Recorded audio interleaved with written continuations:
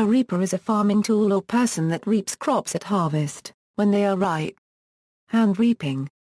Hand reaping is done by various means, including plucking the ears of grains directly by hand, cutting the grain stalks with a sickle, cutting them with a scythe, or with a later type of scythe called a cradle. Reaping is usually distinguished from mowing, which uses similar implements, but is the traditional term for cutting grass for hay, rather than reaping crops. The reaped grain stalks are gathered into sheaves, tied with string or with a twist of straw. Several sheaves are then leaned against each other with the ears off the ground to dry out, forming a stook. After drying, the sheaves are gathered from the field and stacked, being placed with the ears inwards, then covered with thatch or a tarpaulin. This is called a stack or rick. In the British Isles, a rick of sheaves is traditionally called a corn rick, to distinguish it from a hay rick. Ricks are made in an area inaccessible to livestock, called a rick yard or stack yard. The corn rick is later broken down and the sheaves threshed to separate the grain from the straw. Collecting spilled grain from the field after reaping is called gleaning, and is traditionally done either by hand, or by penning animals such as chickens or pigs onto the field. Hand reaping is now rarely done in industrialized countries, but is still a normal method where machines are unavailable or where access for them is limited. The more or less skeletal figure of a reaper with a scythe known as the Grim Reaper is a common personification of death in many Western traditions and cultures. In this metaphor, death harvests the living, like a farmer harvests the crops. Mechanical reaping. A mechanical reaper or reaping machine is a mechanical, semi-automated device that harvests crops. Mechanical reapers are an important part of mechanized agriculture and a main feature of agricultural productivity. Early history. It is believed that either Romans or the Belgae Gallics before them, invented a simple mechanical reaper that cut the ears without the straw and was pushed by oxen. This device was forgotten in the Dark Ages, during which period reapers reverted to using scythes and sickles to gather crops. Thomas Dobbs of Birmingham invents a reaping machine in 1814, which consists of a circular saw or sickle. The grain is drawn or fed up to the saw by means of a pair of rollers. Patrick Bell of Scotland created a reaper that used a revolving reel, cutting knife and canvas conveyor in 1828. This machine was used around his county and some may have been exported, but the device was never patented. One of Bell's reaping machines is preserved in the National Museum of Rural Life in Scotland. Mechanical reapers in the U.S. The 19th century saw several inventors in the United States claim innovation in mechanical reapers. The various designs competed with each other, and were the subject of several lawsuits. Obed Hussey in Ohio patented a reaper in 1833, the Hussey Reaper. Made in Baltimore, Maryland, Hussey's design was a major improvement in reaping efficiency.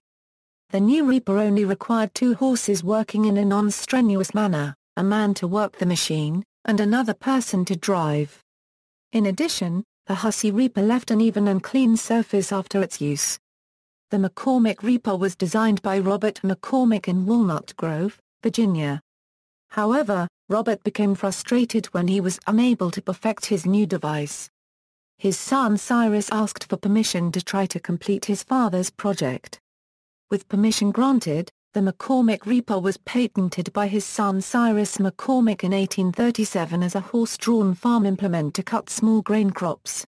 This McCormick Reaper machine had several special elements: a main wheel frame, projected to the side a platform containing a cutter bar having fingers through which reciprocated a knife driven by a crank. Upon the outer end of the platform was a divider projecting ahead of the platform to separate the grain to be cut from that to be left standing. A reel was positioned above the platform to hold the grain against the reciprocating knife to throw it back upon the platform. The machine was drawn by a team walking at the side of the grain.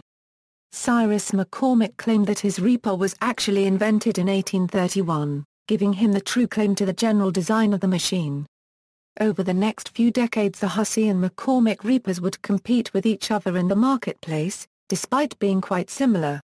In 1861, the United States Patent and Trademark Office issued a ruling on the invention of the polarizing reaper design. It was determined that the money made from reapers was in large part due to Obed Hussey. St. Shugart, the acting commissioner of patents, declared that Hussey's improvements were the foundation of their success. It was ruled that the heirs of Obed Hussey would be monetarily compensated for his hard work and innovation by those who had made money off of the Reaper. It was also ruled that McCormick's Reaper patent would be renewed for another 7 years. Although the McCormick Reaper was a revolutionary innovation for the harvesting of crops, it did not experience mainstream success and acceptance until at least 20 years after it was patented by Cyrus McCormick. This was because the McCormick Reaper lacked a quality unique to Obed Hussey's Reaper. Hussey's Reaper used a saw-like cutter bar that cut stalks far more effectively than McCormick's. Only once Cyrus McCormick was able to acquire the rights to Hussey's cutter bar mechanism did a truly revolutionary machine emerge. Other factors in the gradual uptake of mechanized reaping included natural cultural conservatism among farmers. The poor state in which many new farm fields were in, including rocks, stumps, and uneven soil, which made the lifespan and operability of a reaping machine questionable. And some amount of fearful Luddism among farmers that the machine would take away jobs, most especially among hired manual laborers. Even though McCormick is credited as the inventor of the mechanical reaper, he based his work on that of many others, including Roman, Scottish and American men, more than 2 decades of work by his father, and the aid of Joe Anderson, a slave held by his family. Reapers in the late 19th and 20th century.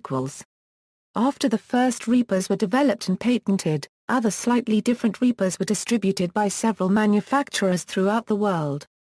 The Champion reapers and mowers, produced by the Champion Interest Group in Springfield, Ohio in the second half of the 19th century, were highly successful in the 1880s in the United States.